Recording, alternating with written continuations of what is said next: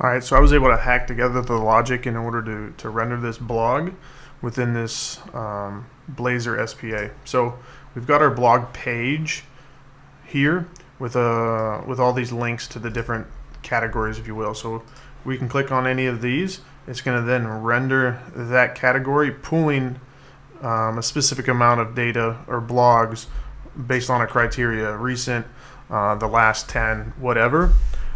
Here I just have dummy data, but what I'm doing is then referencing and tagging that blog component with an H-link, so then we're able to navigate. As you can see, our URL changed here, and the SPA router is handling that for us.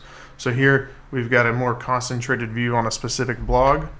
I can back out of here, and now I'm back into that category. If I want to go back out into a different category, we're able to do that.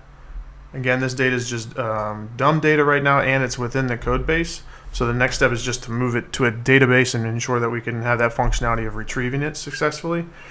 The other thing that we were working on was the ability, so now we're into a specific blog. So if someone wants to share that, we needed to set up the single page application router in order to route an incoming request to a specific URL. So now you can see that here. Again, this is just a test, but it is demonstrating the SPA's ability to handle that specific route, going and retrieving that content from the database.